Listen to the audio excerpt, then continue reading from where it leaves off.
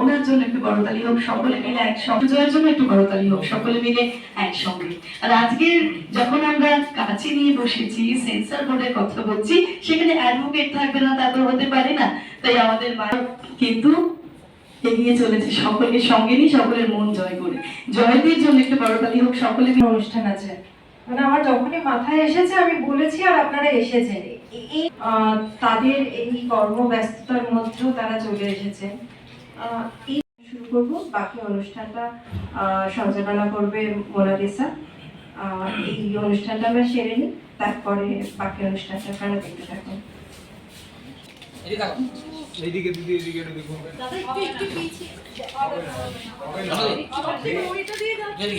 অসৎ হইতে মরে সৎ পথে নাও, জ্ঞানীর আলোক জেলে আধারে ঘোচাও, মরণের ভয়ে যা অমর করো, দেখা দিয়ে ভগবান শঙ্কা হর, করুণা শীষ ঢালো রুদ্র শিরে, চিরদিন থেকে মোর চরাচরময়, চির শান্তি পরিমলে ভরুক। হ্যাঁ, আমার মনে হয় ভেতরেই না ঠিক হবে। একদিকে একটা এটা থাকুক, আরেকদিকে আরেকটা। দেখি সরে যাও, তুমি ওইদিকে চলে আসো। হ্যাঁ, এদিকে দুজন, এটাকে 25 টাকা ওয়েলকাম করুন।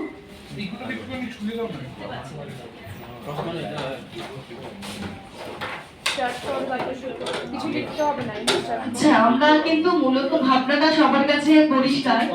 আমরা কাছে দিয়ে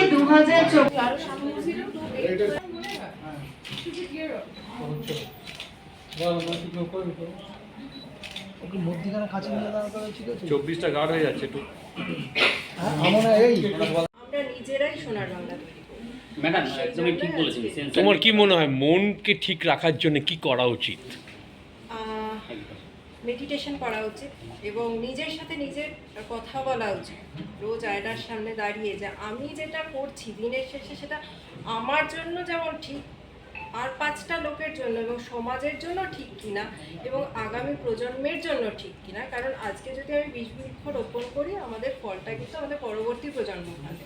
সুতরাং আজকে আমার মনে হবে যে একটা গাছ আমি বসাচ্ছি, ঠিক আছে, না আমি একটা গাছ বসিয়ে দিচ্ছি, কিন্তু তার যে ফল সেটা খেতে হবে তার পরবর্তী প্রজন্মকে। তার মধ্যে কিন্তু যারা বসাচ্ছে তারাও ভালো। সেন্সরের আগামী ভবিষ্যৎ কি হতে পারে?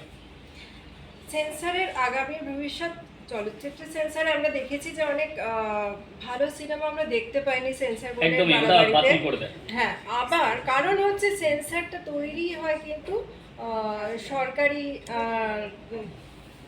মানুষের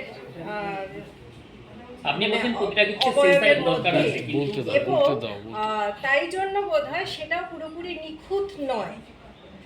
তাই সেন্সরটা দরকার আমাদের মনে, এবং আমাদের মনে যদি সেন্সার থাকে এবং সাধারণ মানুষের যদি গলা প্রত্যেকটা জায়গায় ওঠে, শুধু যেখানে গলা উঠলে আমার স্বার্থ সিদ্ধি হবে বা আমি একটু লোকচক্ষুর সামনে আসতে পারবো, তা যদি না হয়, প্রত্যেকটা ক্ষেত্রে যেখানে অনৈতিক কাজ হচ্ছে সেখানে যদি আমরা গলা তুলি, তাহলে মনের সেন্সার জাগ্রত হলে সেই সেন্সার কিন্তু কাজের কাজ।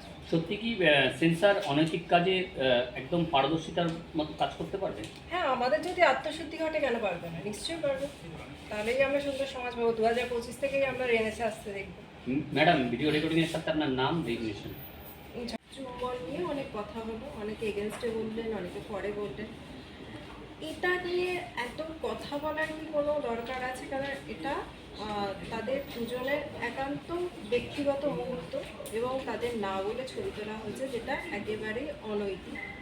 এবং যখন গিডন স্ট্রিটে যখন তিলোত্তমার ঘটনা, ওদের উপর খুব ভরসা চলে যাচ্ছে, তাই আমরা অনুষ্ঠানটা শুরুই করছি এই ব্যাগেজগুলোকে কেটে, এই অনৈতিক কাজগুলোকে কেটে, এই অশুভ শক্তিগুলোকে কেটে 2025টা যেন ভালোভাবে শুরু করতে পারি এবং সেন্সার যেন প্রত্যেকটা জায়গায় প্রত্যেকটা মুহূর্তে আমাদের মনের মধ্যে গেঁথে যায়। একটা নতুন হসপিটাল তৈরি হলো, একটা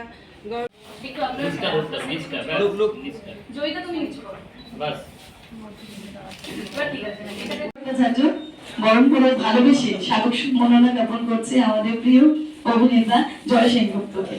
থ্যাংক ইউ জয়। আমি তার বেশ কিছুদিন আগে একটা গান লিখেছিলাম এবং সেটা আমার ইউটিউবে আছে। ও গানটা প্রেমে পড়া মনে রং বেরঙের আলো একটু আসবে করা মনে রং বেরঙের আলো সিগারেট খাওয়া